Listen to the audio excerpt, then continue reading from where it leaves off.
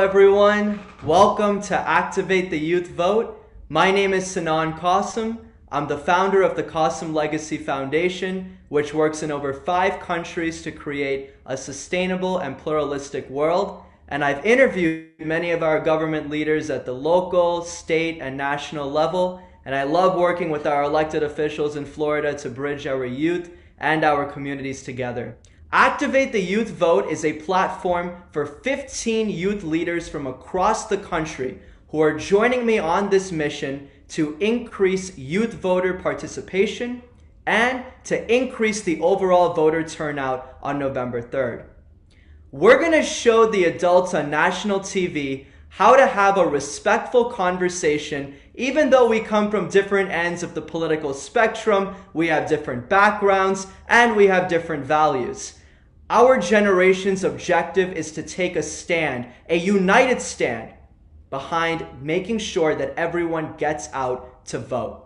If you need any voting resources and information, the 4 of us are ambassadors for getting out to vote, and all of the other panelists will be joining us, and you can definitely go to iwillvote.com. Now, I know, and we all know, that there's a lot of polarization and divisiveness in our politics. So this is not a platform for that. This is not a platform to push a political agenda or any particular candidate. This is a platform to excite and energize all of our voters. So while we may refer to some elections and races, we are not promoting any candidates today. But we will be learning a lot about the great panelists who are with me today. And so, without further ado, our first panel out of 5, which will help us launch Activate the Youth Vote, starting with Noah Fineberg.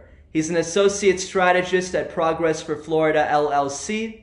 He served as the deputy political director in Broward County for Andrew Gillum's 2018 gubernatorial campaign, and he ran his first mayoral race when he was in high school. He's been a great mentor and friend to me, and I'm so excited to hear his insight. Second, we have Logan Rubenstein. Logan is the Deputy Advocacy Director for March for Our Lives. He's the chapter lead in Parkland, Florida for March for Our Lives, and he goes to Marjorie Stoneman Douglas High School, and he's worked on campaigns on the local and the state level. Thank you so much, Logan, for being here today. And last but definitely not least, we have Raymond Adderly. Raymond is on the Technology Advisory Board for the Broward County School Board. He's the president of his class at Fort Lauderdale High School. He plays a digital role with the Biden campaign in Broward County, and he is an exceptional youth activist and leader for his peers. Thank you so much to the 3 of you for joining me today and us on this mission. Now, we've had many of our viewers and youth reach out from before, asking us if each of you can go into specifics about your work, your advocacy, and your civic engagement, and I'm not going to take that away from them. So, Noah, if you'd like to go first and tell us a little bit more about your work. Sure. Well, thank you so much, Sinan, for having me. It's great to be back with you. Great to see you, Raymond and Logan, as always. The work that I do is purely and strictly campaign-based for the most part, I would say. I work for a variety of candidates who are running for offices at all levels, starting with city council races in some really, really small towns, all the way up on to races that cover the entirety of Broward County, one of the largest counties in the entire country. And what can be learned from that experience, certainly working on all those campaigns, besides for the areas of policy and the issues that are directly related to the race, is the issues that matter to voters. Because especially when we get on this local level, the issues that matter to voters are not Republican or Democrat. They're not one party or the other. There's not a Republican or Democrat way to fix a pothole. There is one way to fix a pothole. And so what people are looking for in their leaders, especially their local community leaders, are people who bring solutions to the problems that they have. That is what government and that is what service is supposed to be about. Here at the University of Florida, we have been working diligently over the past couple of weeks with the Bob Graham Center for Public Service, along with one of our student government agencies, Chomp the Vote, on promoting voter registration before last week's deadline. And then now are working on activating those same programs to get people to the polls on November 3rd. And we have a lot of exciting stuff coming up in the next couple of weeks as we get ready for early vote here on campus. Thank you so much, Noah, for that introduction and for being here today. Logan, would you like to go next? Yeah, thank you so much. Also want to mention for my first campaign, Noah is actually like my advisor, my mentor. So like Noah definitely knows what he's talking about with that stuff. But thank you guys so much for having me on. My name is Logan Rubenstein. I'm a junior in Stillman Douglas High School. And you know, after the shooting, I knew I had to get involved in some way. You know, seeing a movement basically get sprung up in my backyard. I was in 8th grade during the time, and I knew that I couldn't do anything then because I was only a 13-year-old in 8th grade. But I had to get involved in some way.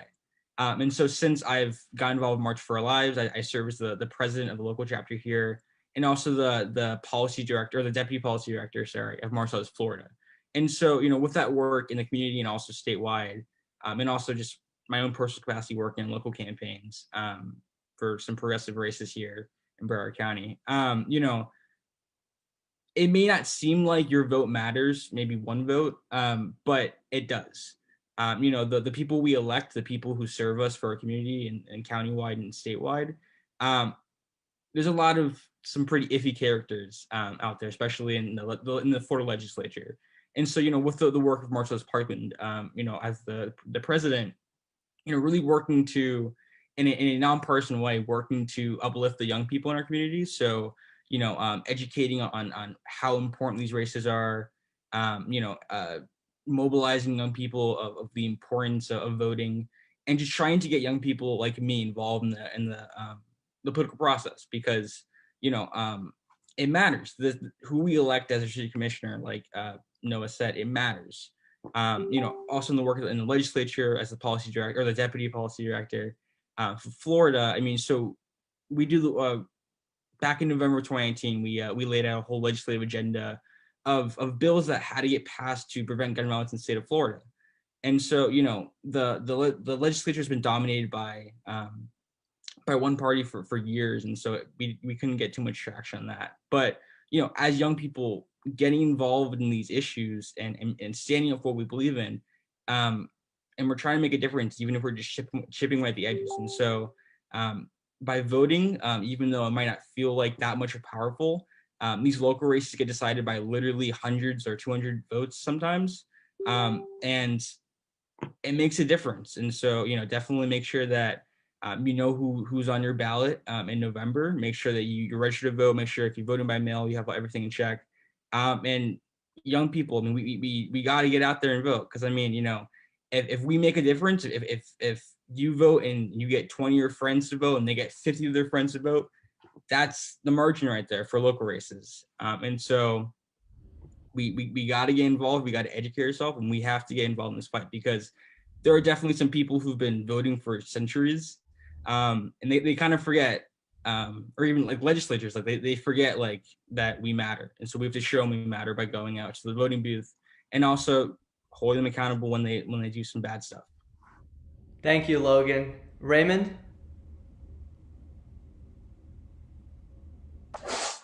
Thank you. And thank you all for being here. Let me tell you, the consequence of this election and so many elections like it going forward are so very important. But like Sinan said, my name's Raymond Adderly. I serve on the Broward County Technology Advisory Committee as a member for District 3 and in Broward County, Florida, and the Broward County School Board. I serve as class president at the Fort Lauderdale High School class of 2022. And that's the largest class Fort Lauderdale High School has ever seen, and I'm honored to be their president and to be their voice, as well as I'm honored to represent the students in District 3 on the Technology Advisory Committee. And lastly, the last thing I'd say that I do is I am responsible for so many things as far as the Biden-Harris campaign. I'm a fellow in Region 14, which is Volusia County, trying to ramp up the vote in the I-4 corridor, working in New Smyrna Beach. I am a digital fellow with the Gen Z outreach team. I am a digital leader with Broward for Biden. as well as a digital leader with Cubano con Biden, which is a sect of Todos con Biden, which is our Hispanic outreach community. Let me tell you the consequences of this election and some of the advocacy that I stand for.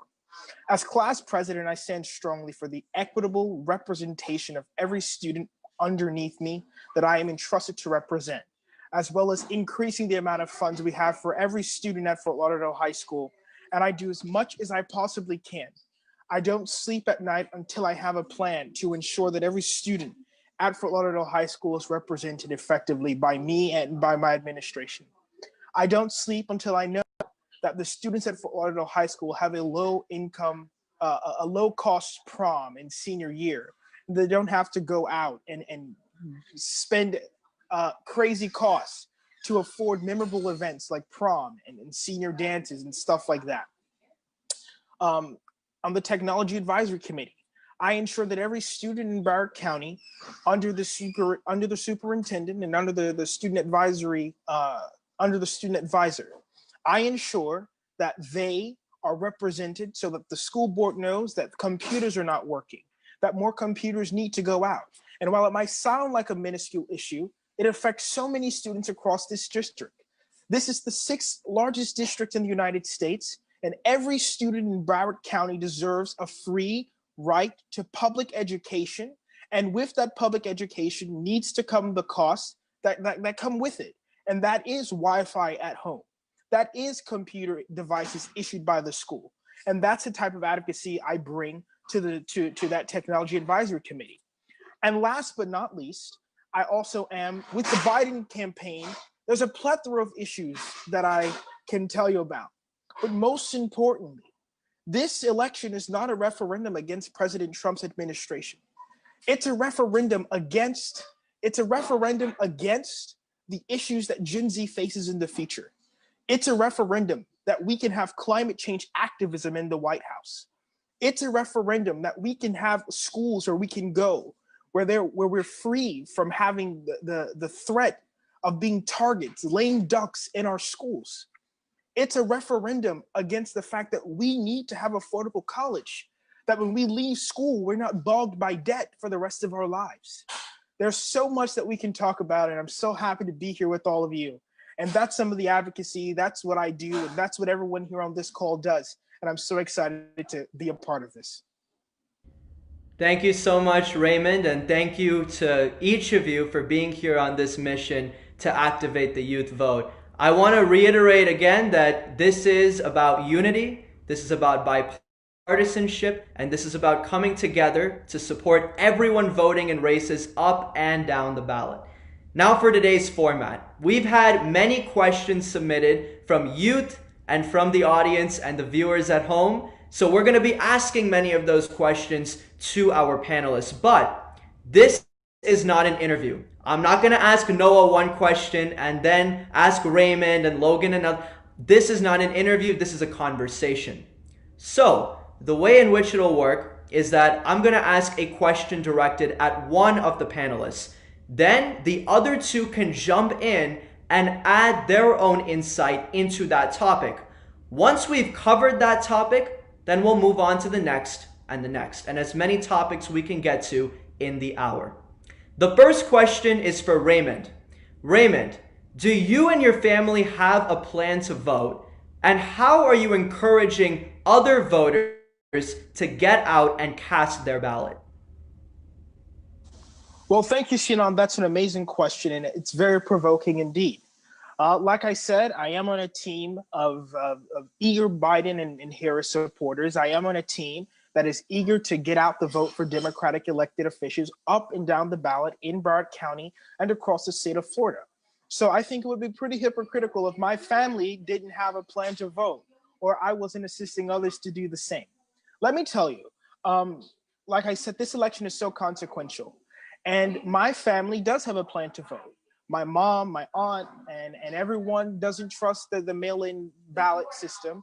So they will be voting in, excuse me, 1 second, I do apologize. 1 second, please. No worries. In the meantime, Noah, do you want to jump in? Yeah, absolutely. I was actually just checking this morning, and I'm happy to report that my ballot was not only received by the Broward Supervisor of Elections, but was in fact counted.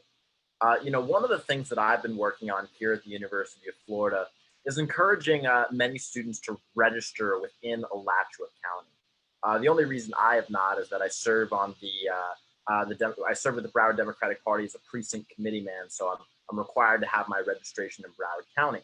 But if I wasn't, and what I do for many of my friends and colleagues is to encourage them to register in Alachua County. There's a couple of reasons for that. Number one is we've seen this year with the controversy surrounding mail-in ballots and whether or not the Postal Service is capable of withstanding the sheer volume of mail-in ballots that are going to be requested in this election. And so it's very reassuring to students when we tell them you don't have to worry about the mail-in ballot system. You don't have to worry about if your signature matches or dealing with any of that. We have the solution for you. Years ago, the University of Florida established a partnership with the Alachua County Supervisor of Elections to make our student union an early voting location where any student at the University of Florida is allowed to go vote. So I'm encouraging many of my friends, classmates, and colleagues to switch their registration or to register to vote for the first time here in Alachua County, and then participate during the early vote process at our student union, which is accessible, which is easy, and you don't have to deal with the hassle of mail-in ballots. Thank you, Noah. I invite Raymond or Logan to jump in and build on Noah's comments. Yeah, so I actually cannot vote yet. I'm only 16 years old, so I'm not voting. So my plan is that, I'm getting my entire family to vote. So that's my parents, and my grandparents and my aunts and my uncles. And basically, so what I do is I did this in the August primary as well, is I basically went to the Broward Supervisor Elections website, and I printed out the sample ballots, and I highlighted all of the candidates that I support. If I could vote, I would be voting for them. And I gave them to my grandparents and my parents so that I can't vote, but 4 people voted for the people I support, so it's like kind of a vote. And also like making a plan for like all my family to vote. So my family's plan this year is to vote early in person. It isn't an incredibly big risk to go in person during early vote. There isn't a huge line, at least what I saw in the primary. Things can change in the general election. A lot more people will be voting. But if you wear a mask, if you stay 6 feet, it is safe. Obviously, if you're immunocompromised, request to vote by mail ballot and vote at home if you don't want to go outside. But that's my family's plan of voting this year. Is we're gonna be voting early in person and getting the sample ballots for my whole family. Great. Thank you, Noah and Logan. And Logan, just like you, I'm 16. I can't vote yet, but that's why I feel the need to want to encourage my family and everyone else to vote, because they're voting for our future. Even though we're 16 and can't vote yet, you're voting for our future, and there's so many issues and so many topics that are at stake in this election up and down the ballot. So I can't thank the 3 of you enough for being here. I think Raymond may be having some technical issues, so we'll move on to the next topic, and if he comes back, then that'll be great. The next question is for Noah. Noah, tell us about a moment in which you realized the importance of voting and civic engagement. Wow. The first time I received, I went to vote. So the first time I was able to vote was in the general election in 2018. And as you mentioned before, I was working for then candidate at the time, Andrew Gillum. And the first time I was voting, and I really wanted to vote on election day.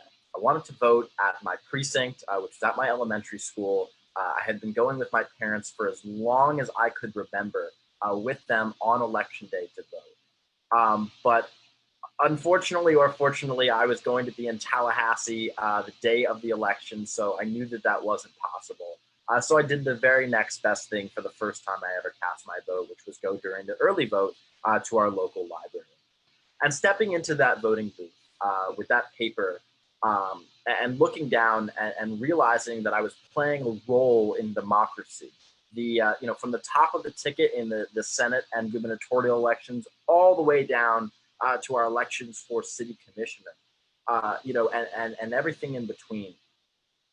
There was something so profound about marking that paper, about turning in that ballot, about receiving that I voted sticker, and about walking out of that building with the pride of knowing that this is the greatest experiment in human history.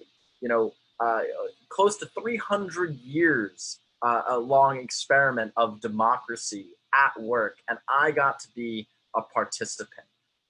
That was that moment walking out of that building when I really fully got to appreciate the power of my vote. Noah, that was incredibly well said and inspiring, and I think that should convince everyone to go out and vote. So that was excellent, and thank you for sharing that. So the question was, tell us a moment in which you realized the importance of voting and civic engagement. So Raymond or Logan, if you want to tell us that moment for you. Sure thing. So I am back, everyone. I do apologize. Look, when I realized how important it was to become engaged civically, I probably was really young. I've never cast a vote yet, except in my own personal, student body and student government elections, obviously. And all of you know what that's like. Look, when I realized that civic engagement was important, it's what has compelled me to live a life of advocacy and advocate on behalf of others who can't do it for themselves. It's what inspires me every day to be a lawyer and to get involved politically, not just on getting out the vote level, but actually being the one to make the laws that govern society and that help people. And so when I realized that I wanted to become engaged more than ever in this election in particular, not only was it because of my great respect of the Democratic nominee, but it was also because of my great respect for this nation. And when I look and I see what's happening around this country, I see values that were once looked upon as a good thing, now looked as a bad thing. When I see things that were once things that we could all look up to, and when we all could look up to the president, we all could look up to the White House to find dignity and to find honor and to find what this country meant.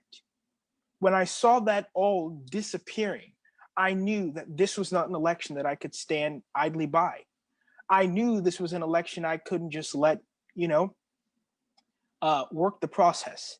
I knew I had to get involved because there's so much at stake. And look, I mean, we can say anything we want to say, but we all know the truth. We all know what this election entails. Everyone on this live knows what the election entails, whether you are for Trump or whether you are for Biden. It doesn't matter. Both parties have a platform and both parties want to get civically engaged. But what do you subscribe to? Either way or the other, whether you subscribe to either side, here's the problem. You have the opportunity to make your voice heard, like I do on this platform, like I do when I stand in front of the superintendent, like I do when I stand in front of my principal. You have the opportunity to do the exact same thing. And whether you're sitting in your living room around family or in the secluded ballot box or polling station, you have the opportunity to make your voice heard. And that's what inspired me more than anything to get involved civically, because I understand completely what it's like to advocate for others. And I love the power that one person can feel when they can advocate for themselves. And that's by voting. That was well said, Raymond and Noah. Logan, would you like to tell us about a moment or follow up on what the other two have said so far? A moment when voting was powerful? A moment in which you felt the power of being civically engaged or voting, if there was ever a moment for that for you. Ooh. So first two things that come to my mind. I guess the first one is so over the summer I worked on Joe Kimmock's campaign for Broward County State Attorney. I put in a lot of work, like almost 3 months straight, like working the campaign. And so I remember on election night we ended up losing by I think a point and a half. But just that moment, like filled with everyone like working the campaign, just like talking about like what we accomplished and what we did. It was a very like, you know, like real moment. And so that was definitely like one where I felt that, you know, like this stuff matters. And another one has to be when we went to Tallahassee.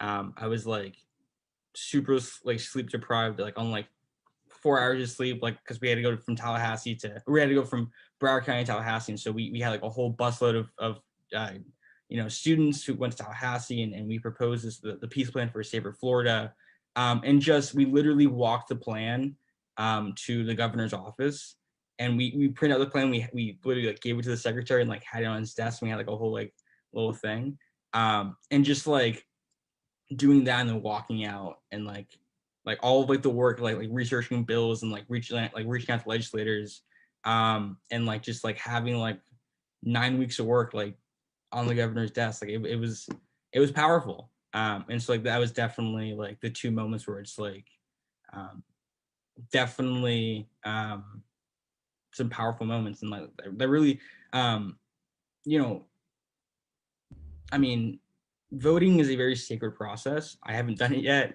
but you know, I mean, your vote matters, and so you know, all of the people who we said this like 5 times already, but the people who represent you from president to city council to state house to senator, I mean, you have the power to, with your vote or with your, you know, lobbying or whatever, you have the power to influence their mind and to put people in office who will represent your values. And so as young people, you know, we need to do that. And we have to, because if we don't, the old people will. I mean, if you like it or not. I mean, because they always show up to vote. So I mean, if young people can show up to vote and we can get all of our friends to vote, they have to listen to us.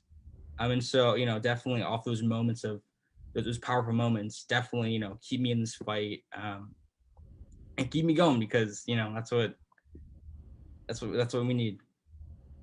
And if we can get everyone to vote, our youth, all the way to everyone across the intergenerational spectrum, then that's a win for America, and that's a win for all of us. And Logan, that's a great transition to the next question, which is for Raymond. Raymond, besides the presidential election, and with refraining from naming any candidates in particular, are there any particular races that you're paying close attention to on the local or state level? Sinan, yes, I am. I'm looking forward to, most importantly, the Florida House District 101 election. I am looking forward to the election in District 18 in Palm Beach County for the House of Representatives in the United States. I am looking forward to District 1 up in Pensacola. I'm looking forward to that election. Those are some local elections that I'm looking forward to. Here in Broward County, I'm looking forward to House District 101, which is Miramar, West Park, Hollywood, Hollandale, Pembroke Pines. Those are some of the elections I'm looking forward to, at least here in Broward. I'm also looking forward to the special school board election to see who's going to fill the school board at large seat, taking Robin Bartleman's seat, who's been elected to the House of Representatives, or is going to be elected to the House of Representatives. Those are some of the races I'm looking forward to here in South Florida, and I can't wait to see how they play out. Great, thank you, Raymond. Noah or Logan? There's a lot of great races across the state. You know, here in Broward County, being so heavily Democratic, so many of the races themselves are decided in the August primary through either the universal primary contest system, or just based on the sheer fact that the Democrats outnumber Republicans in many of these legislative districts here in Broward County. But if we go a little bit further south towards Miami-Dade, there's a couple of important races I'm keeping an eye on. Number one being Senate District 39. You know, the balance of power in the Florida Senate is extremely narrow. Both parties hold relatively about the same number of seats. And so every single race, especially a race as competitive as District 39 is being watched very closely. It is largely expected to be the most expensive race in the entire state of Florida this year, outside of the presidential race. A couple others, the Miami-Dade mayor's race. Carlos Jimenez is termed out and is running for Congress himself. And we have a matchup between two county commissioners, two really titans of Miami-Dade County. And then one other race is for House District 105, which covers the west side of Miami-Dade, slivering into Broward County and a little bit over to the west coast of Florida as well. It's an extremely gerrymandered district that has flipped back and forth a couple of times over the past couple of terms. So it's going to be really interesting to see who comes out on top in that election. So far, you've given the voters a lot to research and a lot to be excited about besides the top of the ticket. Logan, would you like to share any races you're paying attention to? Oh, most definitely. Definitely District 39, like Noah mentioned, definitely like that is the swingiest of swing districts in in Florida. Also District 9 in Seminole County is also one of those very competitive races where, you know, Democrats can I believe it'd be a 21-19 majority for Republicans, which would make it a lot harder for Republicans to pass off. And like the House is dominated like by 20 seats for Republicans. They've held a supermajority since 1996. So, you know, just chipping away at that majority to pass some actually good legislation for once, not some like anti-protesting stuff. But also, so in Coral Springs, we Coral Springs Commission seat 3. Where there's 6 candidates in my city. You know, variety. There's a Republican. There's a couple independents. There's 2 or 3 Democrats. And definitely looking forward to that. I'm actually on one of the campaigns. So Nancy Matera for Coral Springs Commission. But I mean, yeah, really looking forward to seeing the future of Coral Springs, my city. Also, you know, progressives to municipal seats. So Pinellas Sheriff. There's a really interesting opportunity to have I believe his name is Santana, who's challenging the chairman of the MSD Commission. He supports like the current sheriff of Pinellas County, like supports like Army teachers and all that kind of stuff. Refuses to have background check body cameras for his officers. And there's a progressive who's running against him, which is a very interesting race there. Miami-Dade mayor, also school board Miami-Dade. There's Luisa Santos, who's a very, very great candidate there and pretty competitive race. And also, obviously, there's a lot of swing districts in the House. I can't name all 20 or so swing districts because I don't know all of them off the top of my head, but I know that District 93 is the only Republican seat in Broward County. So that's a very interesting race right there. I mean, like there's definitely a ton of races that I'm watching, as well as the presidency, as we all are. But I mean, yeah, like local elections, it's tight, and there's not as much money, so there's not as much people hearing about it. But there's definitely some very interesting races happening in Florida across the state that will be on your November ballot as well as the presidency. Thank you so much, Logan, and thank you, Noah and Raymond, for pushing some races that our voters can pay attention to and get excited about. This next question is for Noah. Noah, how can we increase civic education in schools across our country? Well, we can start by electing members of our school board who prioritize civic engagement as part of curriculum. I mean, you know, you want to talk about local races that matter. You know, your school board has an incredible amount of influence over the curriculum in your schools. But along with the governor's race, because the governor appoints, we used to elect a commissioner of education as a statewide elected office. It's now appointed by the governor. And so it matters who your governor is and who they appoint as a commissioner of education. But education is a very localized issue. It always has been in this country since its founding. And so it matters who you elect to your school board. And so, you know, the focus recently in school board elections has mostly been about, you know, how are schools going to handle COVID, school safety in, you know, especially in this era, you know, and then teacher pay and teacher funding. But one thing that's often left out of the conversations in these races is about the curriculum in the schools. What is being prioritized? What is being taught? What kinds of programs is the school board and the school district sponsoring when it comes to education, civic engagement education especially? Is your school board partnering with your local supervisor of elections office to bring members of that office into high schools to register people to vote? In the state of Florida, you can pre-register to vote the day you turn 16 years old. So there's a need for that as well. In addition to the fact that registering to vote is now an online process. There's not a form, so it's a very simple thing that can be done in schools. So it's a question of priorities. It's a question of, are we going to ensure that we elect the right members to the school board who care about civic engagement? But it also just becomes a part of conversations like these. It's about talking to your friends. Often, I hear a lot of times from people, well, I'm just not that into politics. I really don't care, or variations of that. Listen, here's the fact. When you go to rent an apartment, your landlord cares about politics. He cares about the policies that govern him. Or when you get a job, your employer cares about politics. He cares about, if he has to pay for your health insurance or not. Everything you do in your life is affected by politics. Nobody gets to sit out. So conversations like these are extremely important when we can reach the people that don't believe they have a stake in the game. I promise you they do. And so conversations like these are really important in promoting civic engagement. That is so true, Noah. We have to make sure that we keep education and civic engagement as a top priority. And that is definitely a great avenue to do that. Logan and Raymond, feel free to jump in on the topic of civic education in our schools and in our country. Yeah, I mean, definitely school board matters for that. But also your special elections. They can also expand, voting resources in the schools. We can't do it now because COVID. So it's not actually. I think in-person school started in Broward today. But I mean,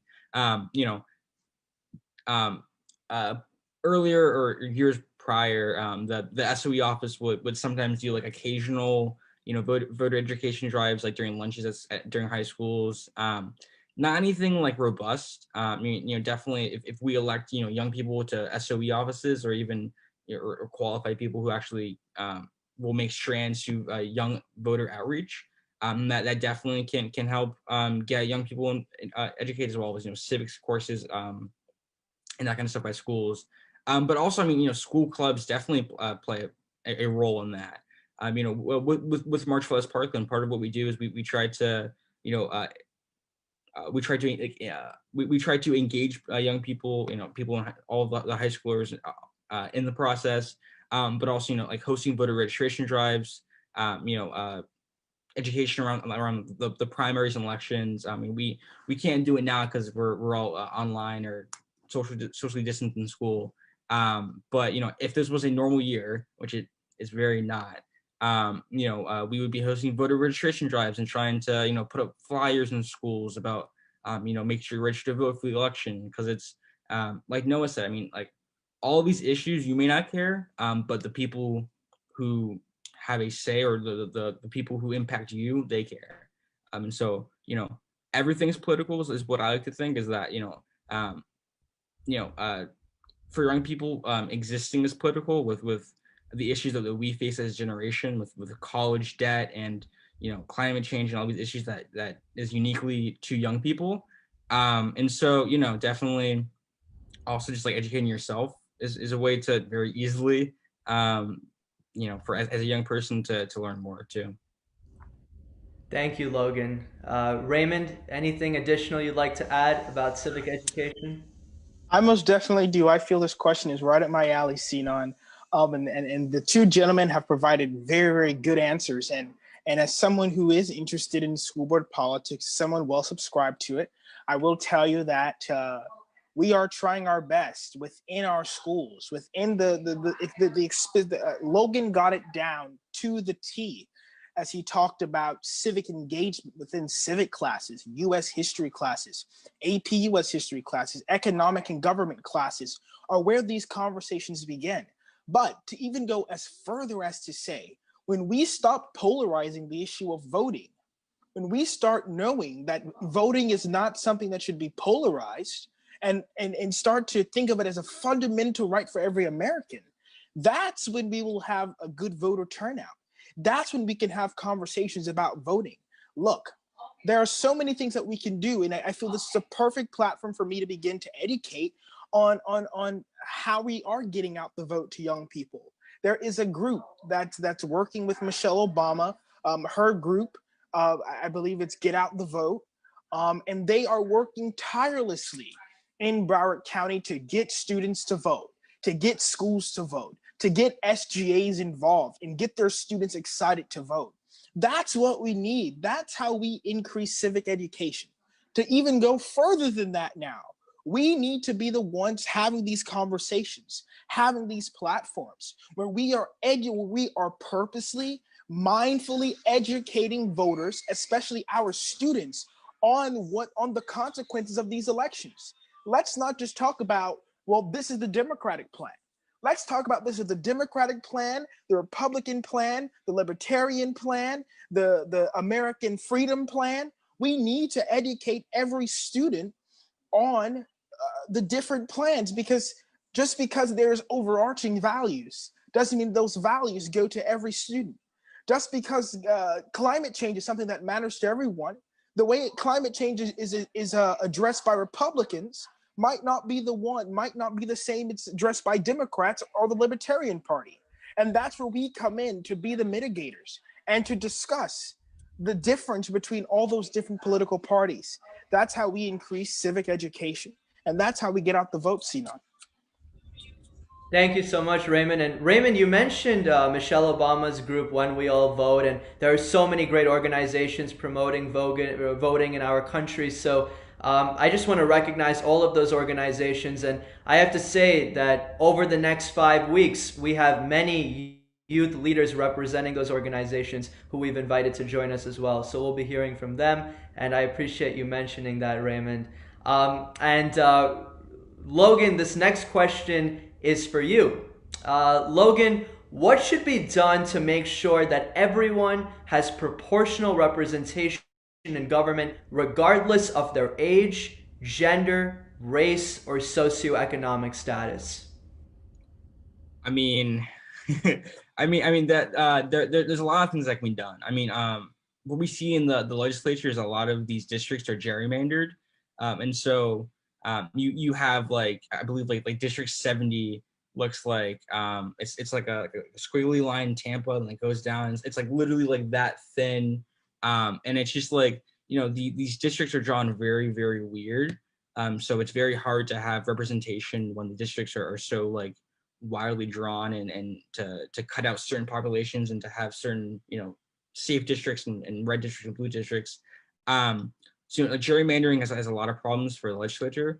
To have equal representation, those populations have to vote, and those people have to elect people that represent them. And so the voting block in Florida, it tilts to older white people. It tilts to the 65 plus retirees who moved to Florida. And so in a lot of those districts, that's the people who vote, and that's the people that decide the elections. And so that definitely plays a part. If we get POC people out to vote, if we get these voting blocks out, then you're going to see you're going to see representation among elected officials. And so I don't have all the answers. There's definitely a lot of places. There's definitely a lot of things to play in different things, but definitely if make sure you vote. There's also other aspects, but make sure you do your part in making sure that you elect the right people. Thank you, Logan. Noah and Raymond, if you want to jump in on this topic. Yeah, so gerrymandering is a huge part of it, because we're not all equally represented in government when we have gerrymandering. It's a disgusting practice that is utilized to quash voters' voices. There are some states, here in Florida, our legislative maps for both the congressional level and at the state legislature level are drawn by the state legislature themselves. There's an inherent bias, no matter what party is in control, to write the maps that will, if you're in charge of writing your own maps, there's a good chance that you're going to write them to favor yourselves. The founding fathers tried to set up a system of government that would ensure checks and balances from one branch of government to the other. And a system where legislators get to choose their voters instead of voters getting to choose their legislators is the exact kind of problem that our founding fathers envisioned. And so I'm a big advocate for, redistricting reform to include independent commissions, independent bipartisan commissions, to be the ones who redraw the maps instead of legislators themselves. And then there's, kind of a bigger topic to be heard and to be discussed about things like the United States Senate. Why does California, a state with population, hundreds of times bigger than Montana or Wyoming, get the same type of representation? Well, back in 1776, there was this big emphasis over states' rights and ensuring that states had equal representation. But the fact of the matter is that, almost 300 years later, we live in a different world. We live in a different country. And the concept of allowing two people to represent a state like Texas and two people to represent, a state like Arkansas, to me, really just doesn't make sense anymore. But I believe in the power of one person, one vote, and our legislators need to actually uphold that value. I appreciate both Noah and Logan, both of you, for bringing up the topic of gerrymandering and really digging deep into this issue of making sure that our government is inclusive for everyone. Raymond, do you have anything to add on this topic? Yeah, I do. Most definitely do.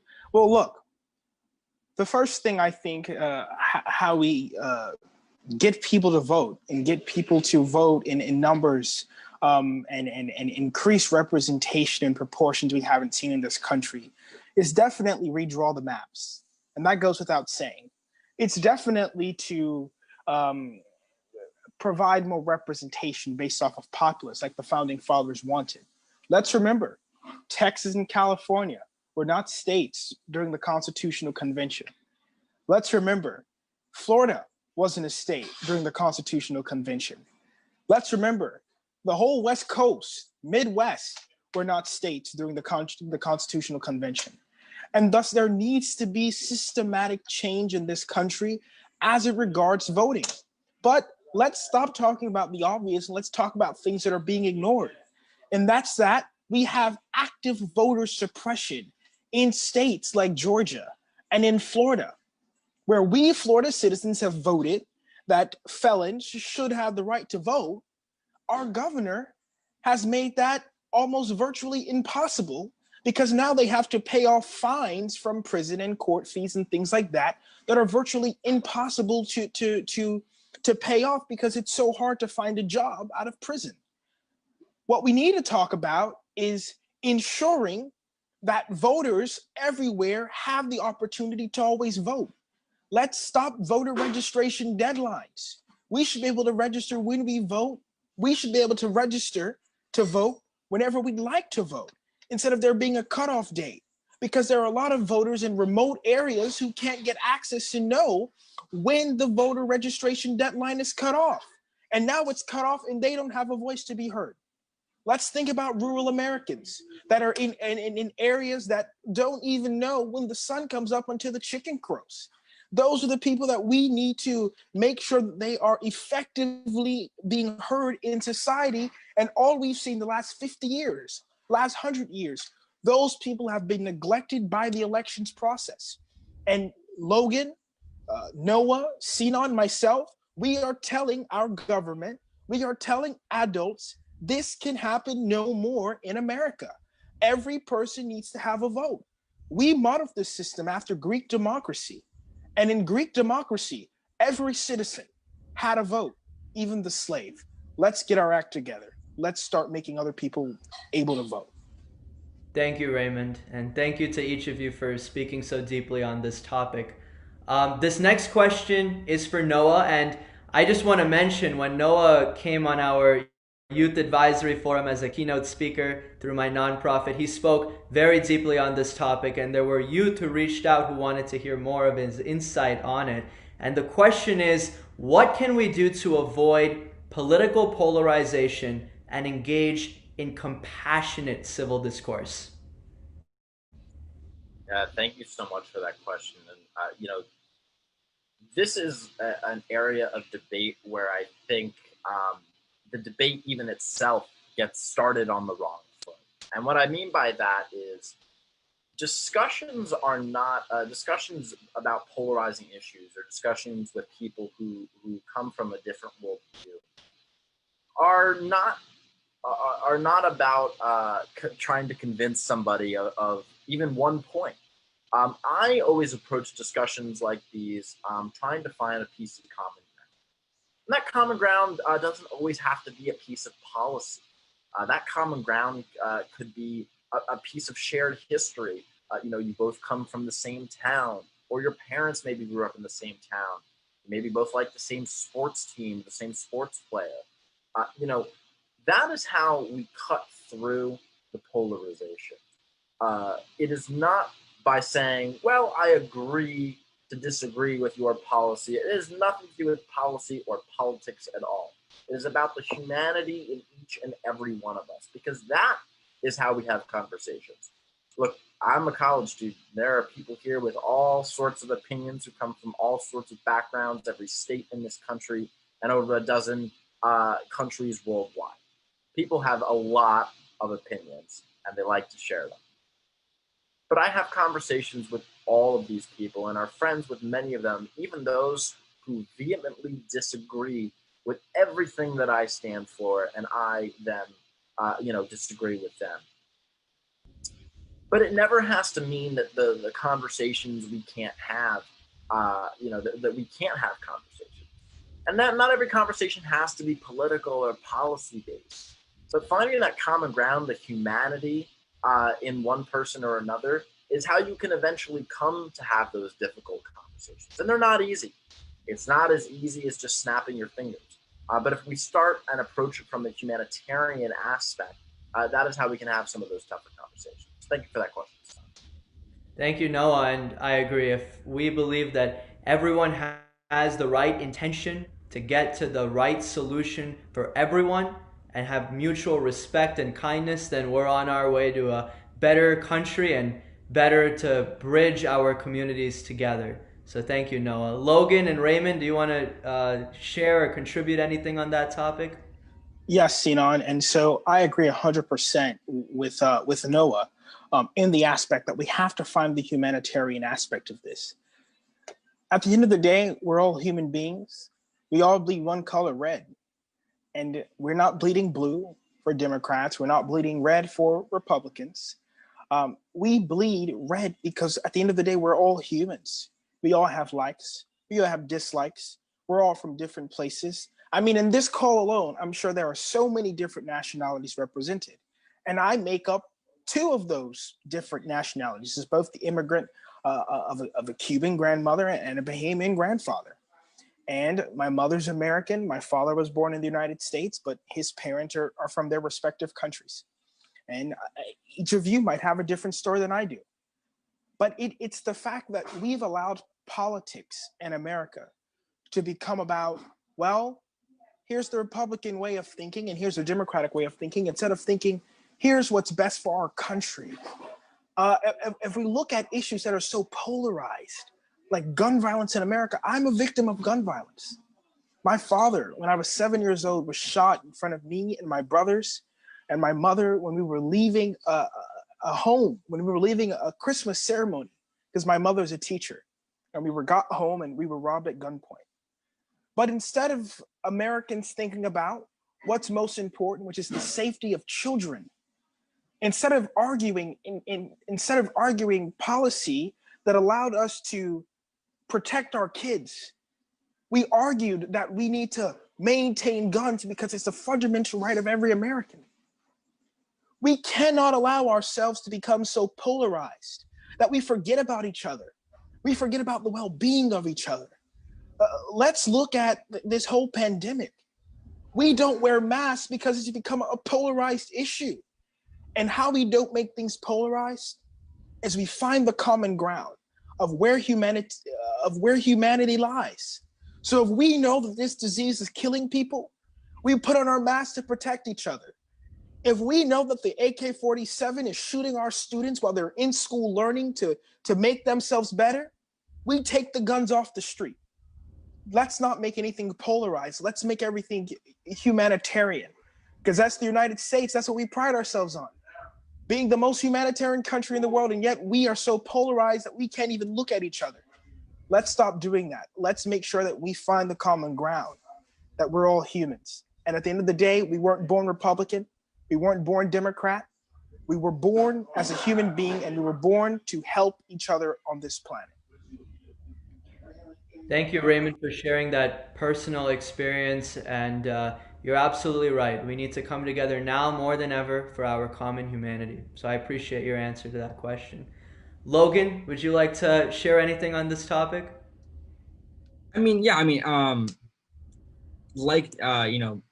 Noah and Raymond mentioned, we aren't born Democrat or Republican. We're born as Americans. I think we need to understand that. I think we all need to remember that sometimes, that we definitely forget it. I would imagine, I would hope that, most Republicans and Democrats are both, they both want what's right for our country. They all want America to succeed, one way or another, and one issue or another they support. Raymond brought up the issue of guns, and I think that from what I've seen is that guns is played as this very hot issue, and it's about Second Amendment versus gun control. I honestly don't think it's that at all. I think that if we want to actually save lives, there are public health measures that we can take that aren't even political, that we can take, that we know for a fact that research has shown, and that scientists and these people who do this work show that if we take a public health approach, so that means making it harder for someone. If someone shouldn't have a gun, they shouldn't get it. Once they have it, then they should be held accountable, and they should be, if they have mental health issues, that they should have that gun taken away. If someone's shot, then we should have easy access to medicine, or to hospitals and medical use. Guns isn't. At least I don't think as guns as political as as both parties make it out to be. But I think that we're all Americans. I think we need to respect each other a little bit more. There's definitely been a divide amongst stuff. Also the polarization of certain issues definitely worries me a lot. From one party or another. We can all get along on some issues, I would imagine. And that what's good about America is that we can talk about this, and we can have these discussions, and we can have those debates and those conversations to figure that kind of stuff out. I appreciate the three of you for being here and having compassionate discourse, and also agreeing on many of the issues. But one thing we can agree on is that we have to be respectful of one another and our common humanity. So I definitely appreciate that. We are coming to the end of our very first panel of Activate the Youth Vote. But before we go, I want to give each of you a chance to quickly give some concluding remarks, but also if you can answer the question of, will we be able to activate the youth vote on November 3rd? Raymond, would you like to go first? Yes, Sinan. Can you just repeat the question? I don't know. My audio cut out just at no worries. The middle. The question is, will we be able to activate the youth vote on November 3rd? Look, as someone who speaks and is an active representative for Generation Z, which is that youth vote you're talking about, oh yeah, I believe we'll be able to activate it in numbers we haven't seen before. Because I believe that every youth in America understands the peril of this election. They understand what can occur on either side, And they have made up in their minds the decisions that they make now will forever affect each and every one of us going forward. 4 years might not seem like a lot of time, but trust me, a lot can be done in 4 years. A lot can be done in 4 years. Take a look at the last 4 years, and here's my concluding remarks. Take a look at the last 4 years and think about the next 4 years going forward. Many of us in this call will be going to college in just 2 years. Many of us watching have already begun our lives or are already in college. And many of us soon will be deciding who our wives, husbands will be. And the issues that matter or might seem minuscule today are going to be so important tomorrow. And so guess what? I'm encouraging each and every youth that can vote, that can influence a vote, to do that. I'm asking that every person in America who's eligible to vote, to get out and vote, whether that be in your living room, early voting, or on election day. If you can be a poll worker, do that. If you can get on a phone banking shift and help people, remind them to get out the vote, do that. If you can work in local government to help count ballots, if you can work in local government to do anything of the like, do it.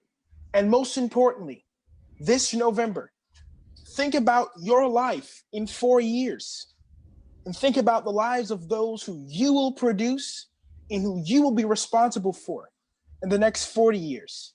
Make your decision based off of that. Thank you so much, Sinan. Thank you, Raymond. Logan, same question to you.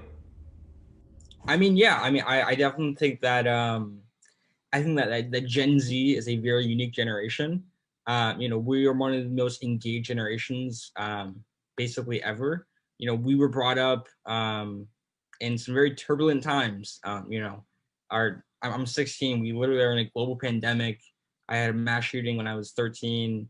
We have the impending climate crisis the next 10 to 15 to 20 years. Once we get to college, we can't afford, if we have student loans, that kind of stuff. It matters. And I would hope that, our generation is engaged. I think that we are. I think it just comes down to, educating people on how they vote, and the priorities that matter and that affect them. A lot of people might say that, oh, it's just one vote. I don't need to vote. I don't need to request my ballot. I don't need to go out on November 3rd. I'm not going to make a difference. And I think that people care to an extent. I think it's just that they don't think that that their vote matters. And so I think that's what it comes down to. I think it's just turnout in that aspect, of just, we need to teach these people. We need to show these people that, yeah, your vote can make a difference. The Coral Springs mayor race came down to like 1,500 votes, and that was a special election with only like 9,000 turnout. Like, that was like, if young people vote in an election, they could decide who the next mayor of Coral Springs is. Like, it's very simple. I'm very confident that the work that March for Lives does, definitely COVID kind of put a wrench in everything, like most of our plans for this year. But we, in the beginning of this year, we laid out that we want to have the highest youth voter turnout in any election. And so, not all those efforts in the plans that we made could turn out how we like them to be. But we definitely made strands to engage those young people and to get them registered and get them engaged and educated. And I think that, part of also the march back in 2018, that definitely engaged a ton of people. And so, I'm very confident that young people will turn out. And I think that, I think we need to, because like the issues I mentioned earlier, our lives are at stake and our futures are at stake. So I'm pretty confident we're going to care. Thank you, Logan. Noah, your concluding remarks. Will we be able to activate the youth vote, and your final push for today to energize voters across the country? Well, thank you always, Sinan, for having me on. just love watching the way you work and everything that you've been doing within our community. It really is quite tremendous. So keep that up. Thank you to Logan and Raymond for joining me. You know, there's a show in the early 2000s, one of the greatest television shows ever created, called The West Wing. And there was an episode where a little girl walks into a campaign office with a sign that says, "Doesn't matter who you vote for, make sure you vote."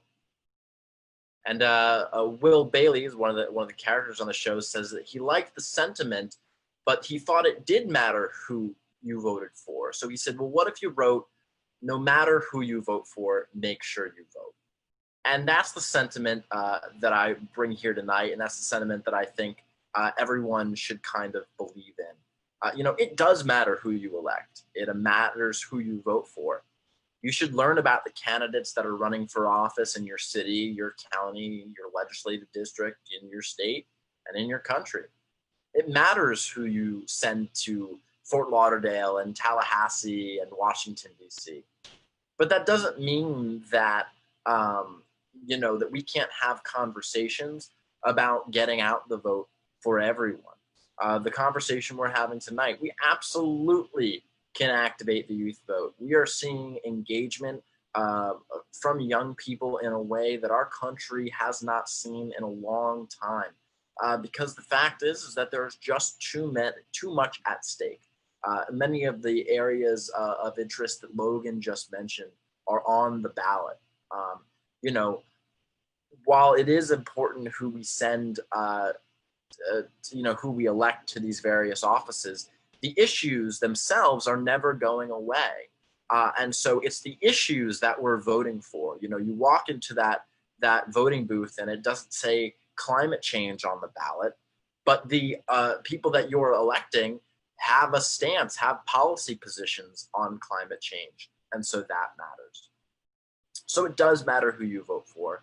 I encourage everyone who is able and eligible to get out the vote, early vote, or go to your precinct on November 3rd.